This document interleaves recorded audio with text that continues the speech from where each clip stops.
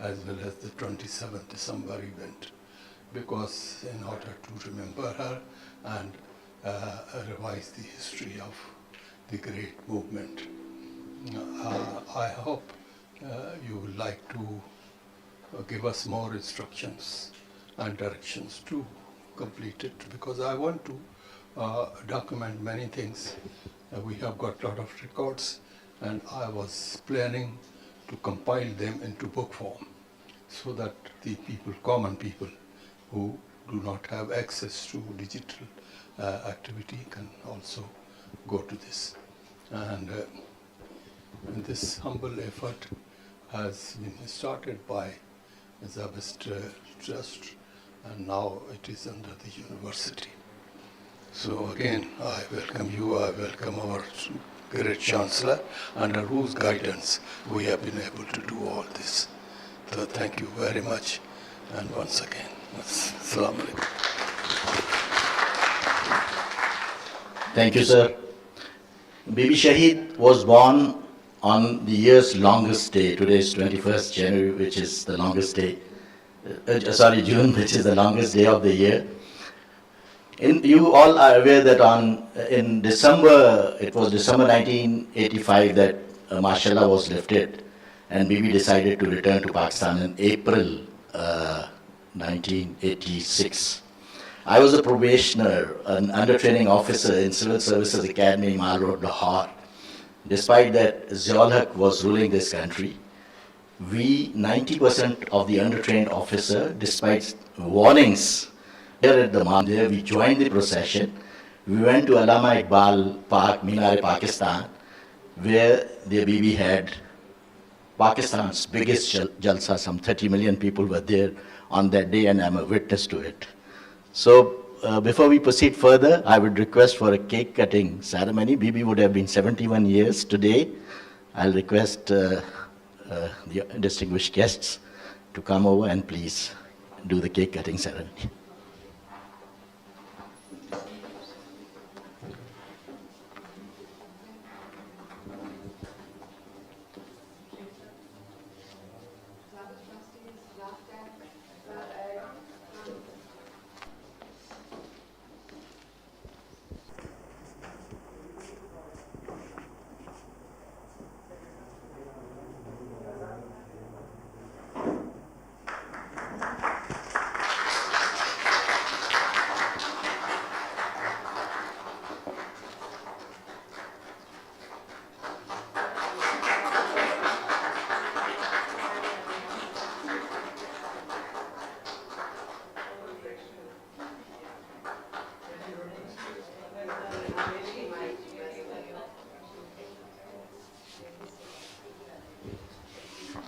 Thank you.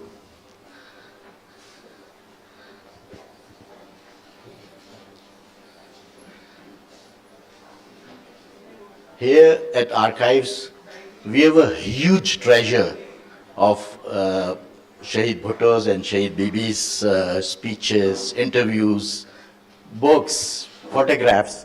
So we have selected a small 5 minutes interview of Bibi. We'll play that now.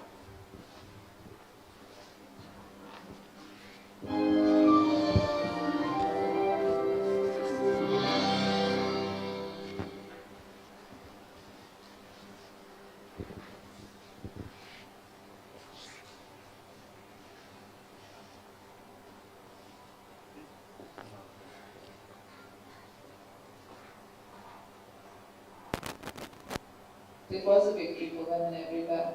I really realized that when I won, and I got so many letters from other Muslim women.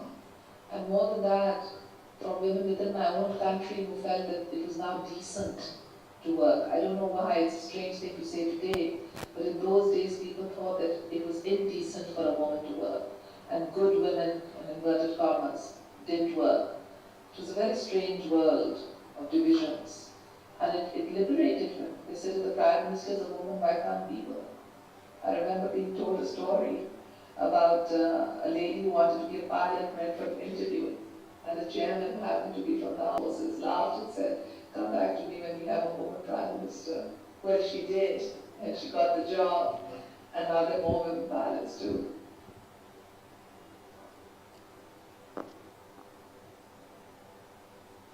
then it's in life there are challenges, but I think leadership is very much predicated on the capacity to absorb defeat and overcome it. Now, after having been in politics for more than 2 decades, I have come to the strong conclusion that the difference between somebody who succeeds and somebody who fails is the ability to absorb a setback. Because on the road to success, there will be setbacks. And there are those who give up and those who say that no, we're going to go on. So it's that capacity to absorb a failure. And then I also, when I was in prison, I became very devout. I'm not a fundamentalist, but I am very devout. And I believe that God places a burden on one's shoulders that He feels that you can bear. So in a sense, when the burden grows heavy, I turn to God and say, oh God, don't let it be so heavy that I cannot put up with it. So I would say that in solitary confinement, when I had nobody to turn to, see, I was brought up ritualistically religious as everybody is. The parents take them to church or teach them how to say the prayers like my mother taught me. It's all ritualistic. It was when I was in prison and everyone was cut off from me, my family, my friends, food. We even couldn't get a glass of water without having to beg somebody for it who came twice a day with my food. No ice, I mean the ordinary things in the heat of the summer where you can open the fridge and take nothing. I had nothing. They took everything away. Material, physical, everything. And suddenly I realized they can take everyone away. I couldn't read newspapers. They wouldn't give me newspapers or Time magazine. So suddenly I realized that they can't take God away from me. So to pass the time, I started passing it in prayer. So from that moment I realized that God is always with one. So what gave me the faith and sustenance was my belief that God places the burden on people to bear. And He places only that burden which they can bear. The second was the love of ordinary people. The love was so much that it was enriching, it gave me strength, nurturance, nourishment. Maybe I'm an needy person, maybe I need love. Because sometimes I think, why would someone go on doing it? When I get so much love, I feel that at a mass level, that I feel I must go on. So I think that those are the two factors that really kept me going, because in the worst of my moments, I always had vast reservoirs of love. I remember when I was overthrown in 97, and things were very bad in the press. They called us all sorts of names.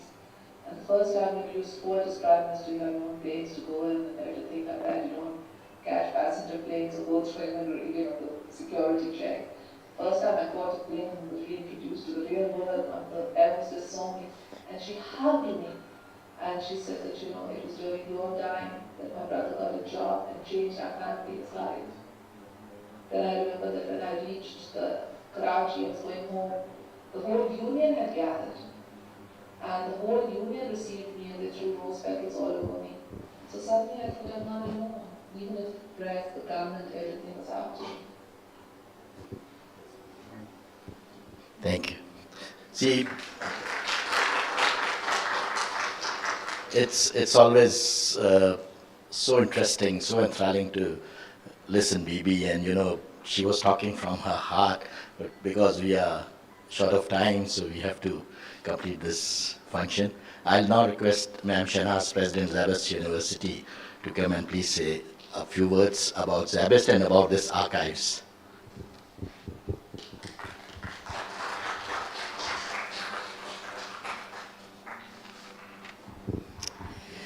Thank you very much, Suhail Shah Sahab.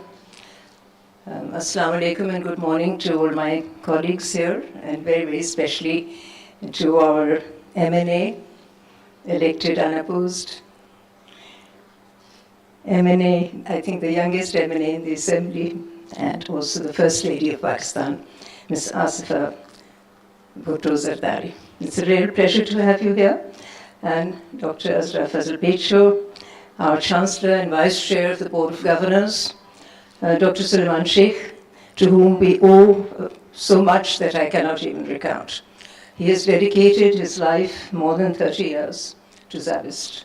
He is the historian, the encyclopedia, the record of SZABIST. Anything we want to know, we call Dr. Suleiman Sheikh Saab. And he is always forthcoming, always willing. He's the guiding hand, he's the mentor, and he's the pillar in many ways of where SZABIST is today. So his latest venture is the archives, exactly where you're sitting. Actually, it was in the making much before we saw it physically put up, because we have felt for a long time, and I think we still do feel, that this is an initial step of an archive.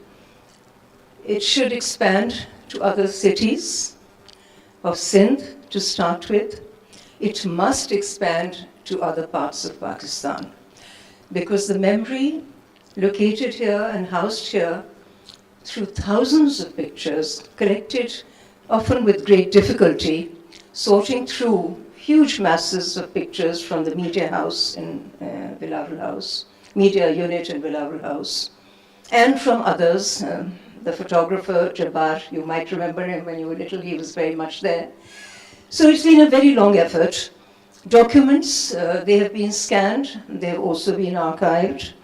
There is also, there are videos, there are films, there's film footage which they're working on to make these films easily accessible, not very long, so that they capture the attention, and I would say, particularly of the youth.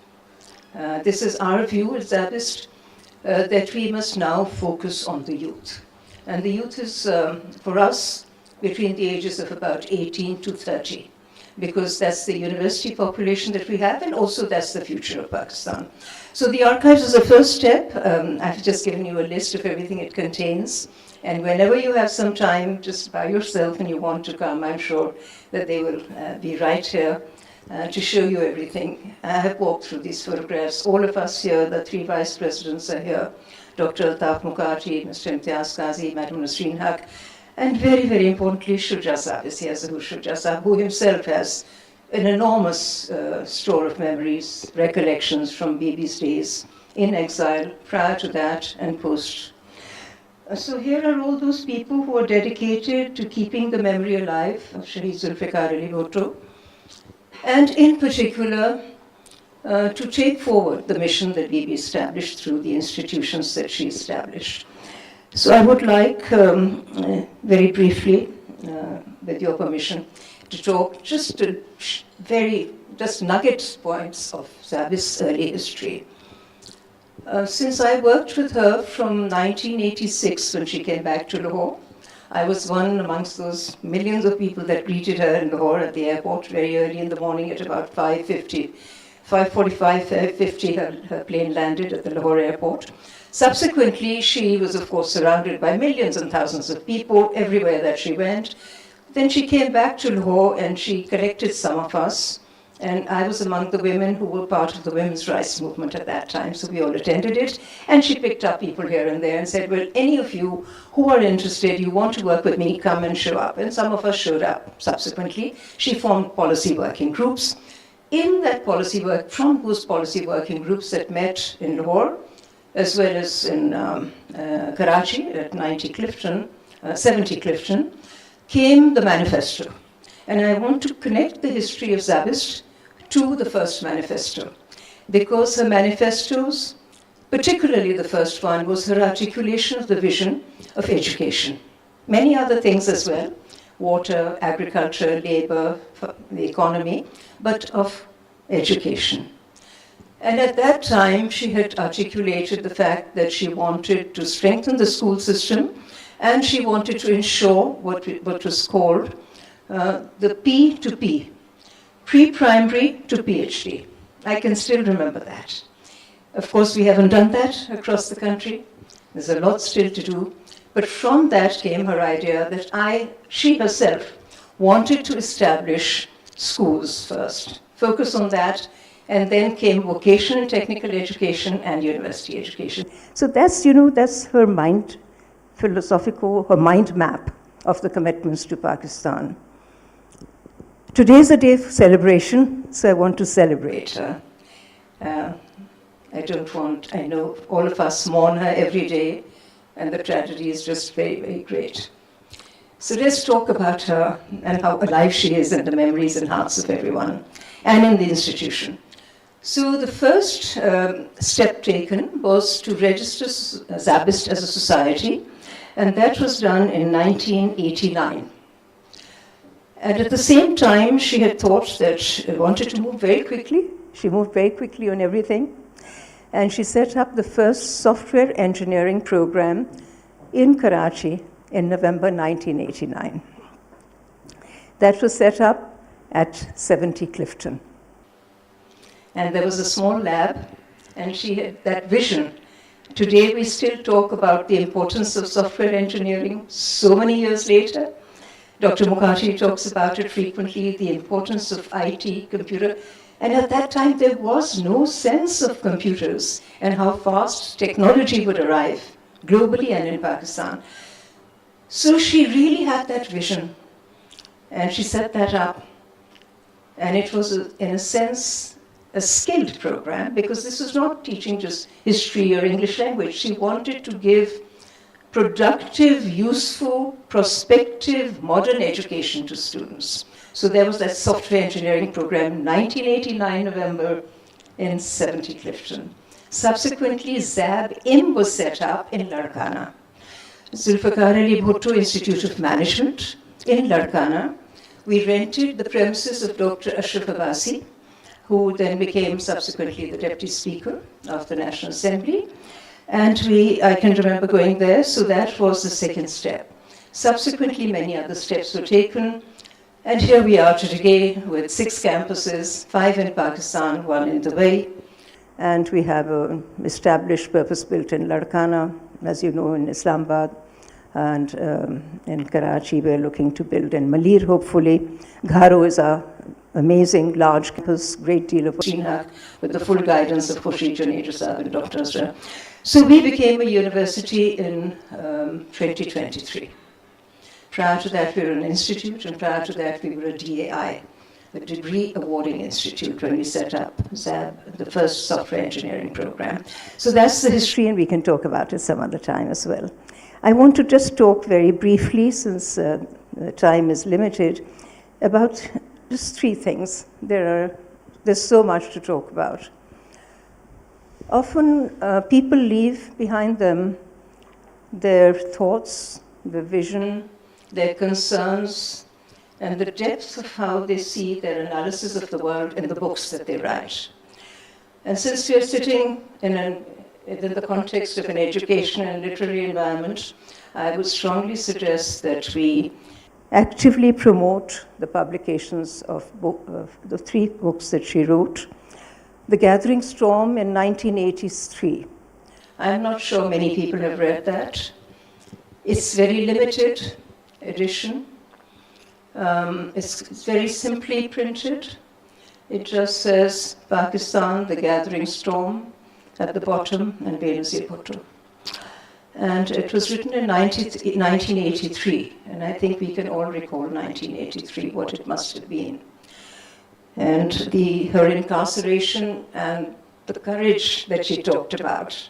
She had those reservoirs of courage to fight back. And she wrote that book. It's very prescient, that book. It talks about the storm as she sees it then. And as we look back 30 plus years more, I think you can see, in a sense, the etchings of what she saw was the gathering storm, which would hit Pakistan for a long, long time and devastate it. And they said I didn't really want to come into politics when I came back from Oxford and Radcliffe, but the circumstances and the events threw her into such a situation that there was no other way. And she grasped that with both her hands and her total courage. So that Daughter of Destiny, which was then subsequently revised to Daughter of the East. And she revised that and wrote it 2 years later, 1988. So I think that's what we must do. We should start a sort of a series, seminar series at SZABIST. We have done it over time, but I don't think we've done it that well, and we've not done it consistently. I think at SZABIST we must have a seminar series on Zulfikar Ali Bhutto and on Benazir Bhutto. They are part of our very, very powerful history.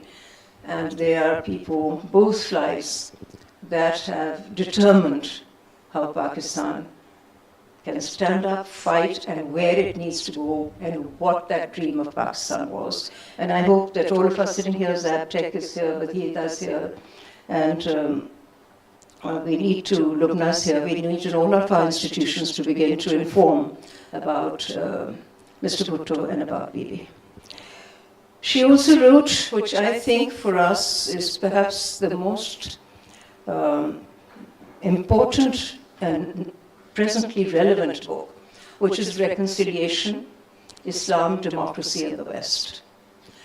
And in that she talks about, of course, what she sees as the powerful forces of what Pakistan will have to struggle against for a long time to come. And I will just read very briefly 2 comments. This is a comment by Madeleine Albright, the former United States Secretary of State, written in February 2008. It is impossible to understand today's world without knowing Pakistan, and impossible to understand Pakistan without reading this book. A courageous woman, tragically killed, speaks to us of reconciliation. We owe it to her and to ourselves to listen, comprehend, and act.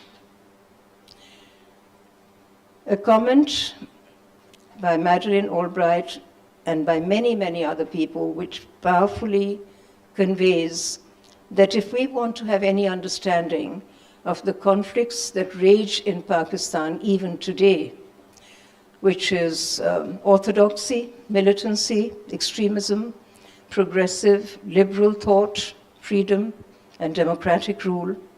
And if we want to place Pakistan as a country which was made for the people of Pakistan, then we must understand this Islam, West, and democracy, and importantly, what is the formula for reconciliation. So her whole thesis in this book, which is quite voluminous, very historically documented, very, very eloquently and powerfully written, she talks about what Pakistan can do to reconcile these divisive and oppositional forces in Pakistan. Of course, all her books are worth reading, and her speeches and everything else. The last thing I would like very quickly to leave with you is that what started as what Bibi had wanted to do. When she became Prime Minister, it was not SZABIST in her mind. When she became Prime Minister in 1988, 1st of December 1988, and she was deposed in August 6th, 1990, just barely about 17, 18 months later, by Ghulam Ishaq Khan. Within the first month of her becoming Prime Minister, the American government and the US Ambassador Arnold Raphael was there. And he came, no, sorry, not Raphael, Oakley. Robert Oakley was the famous ambassador of the United States in Pakistan, and he was known as the Viceroy of Pakistan. He was so powerful. Robert Oakley came to her and said, "Madam, you want to modernize Pakistan? So set up the Asian Institute of Technology in Pakistan." And she said, "Yes, I'm interested." And so the secretary, who at that time happened to be Asim Qureshi Saab, whom we all know, he's passed away, and he's written this in his, I think, memoirs. So she put him to work. Ghulam Mustafa Shah was the education minister. I was Minister of State for Education. And there was a lot of work done. The American teams came. We talked about the establishment of Asian Institute of Technology. The working papers, a great deal of planning, discussions, talk, their teams came. Within 14 months, she was deposed, unconstitutionally removed. And that was the end of the Asian Institute of Technology. Ghulam Ishaq Khan stole the idea I have no qualms in saying that, and made it into GIK, the Ghulam Ishaq Khan Institute of Technology. Ghulam Ishaq Khan, GIK, Institute of Technology in Topi. And he took over, Shah Sahib will remind me, at that time, 250 million rupees from the government of Pakistan for building that. So he deprived Pakistan of this opportunity of having a premier institute of technology. We know what India has done with its IITs, where India is today. She was ready to lay that seed at that time, institutionally construct it, and make it available to the people of the subcontinent, Nepal, Sri Lanka, Bhutan, even India and Pakistan. And I'll stop right there, I know you have to go. So that idea was lost to us forever. And it was taken then by Bangkok, and today in Thailand, you can go to the Asian Institute of Technology. Almost everybody sitting here is familiar with it. And that's what they have done. They have become the center. And so is India. We have lost that.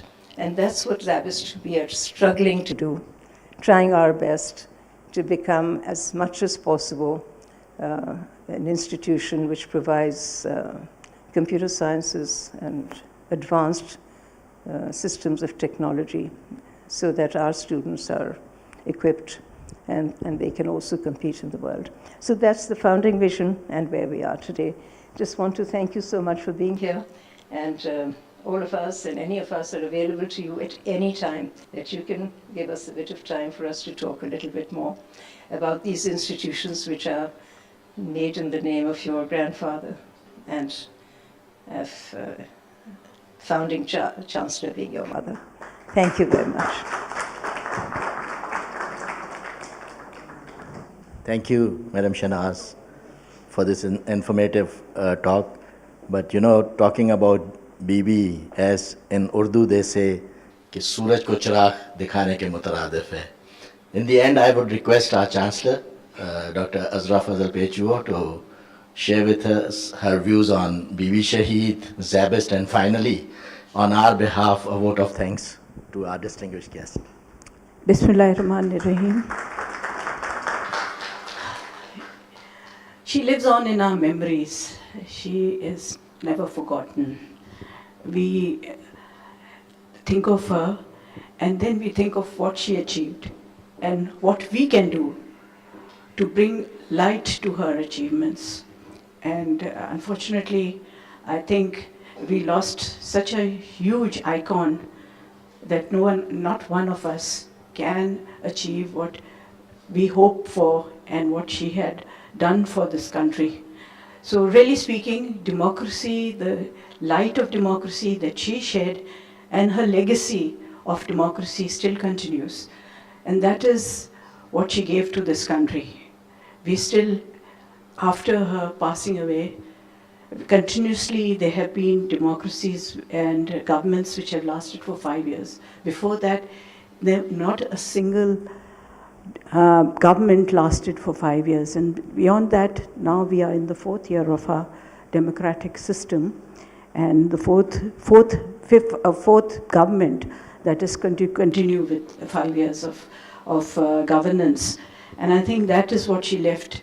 At least that is a spark that is within us, and we continue to bring light to it. And I think we owe it to her to govern as well as we can and to bring relief to the people of Pakistan, because she lived for the people and she passed away because she lived for the people and she wanted to bring people solace, to bring them liberty, an egalitarian Pakistan, a Pakistan which was encompassing of all its people, of whether of any class, ethnic group, of any social standing.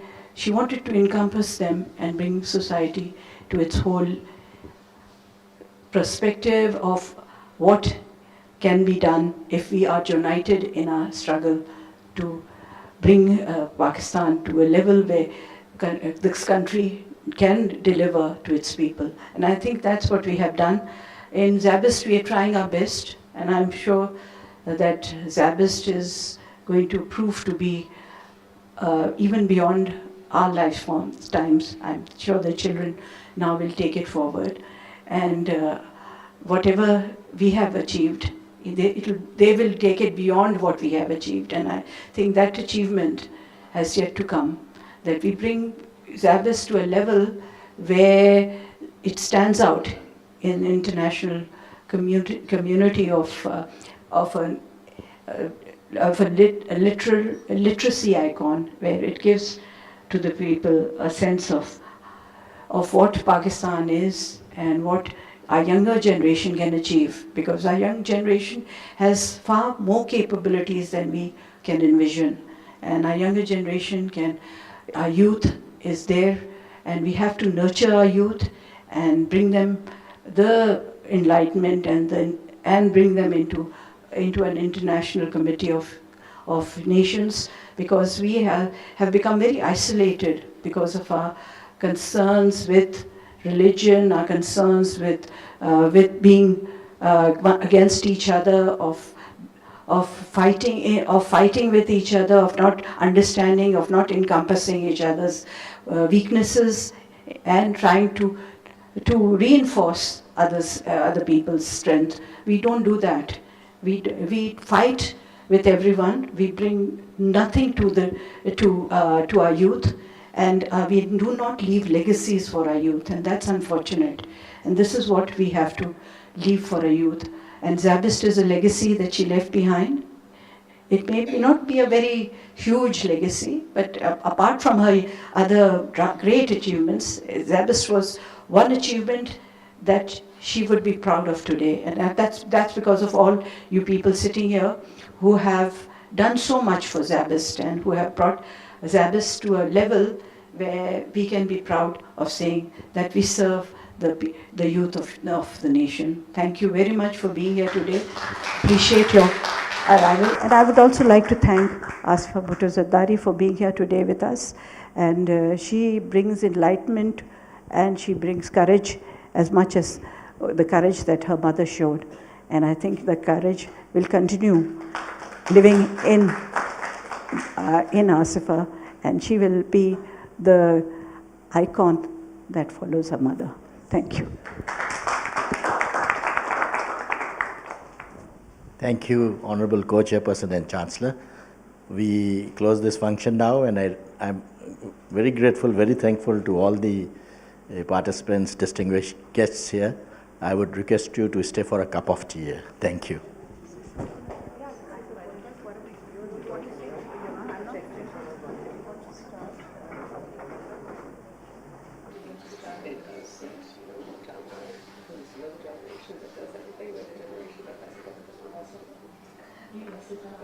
Sure.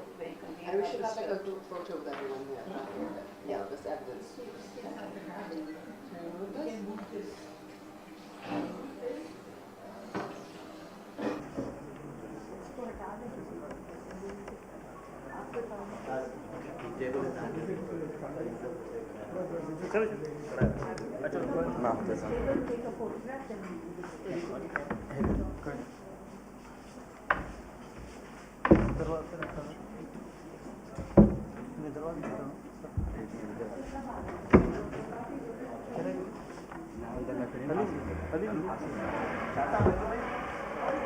Merci.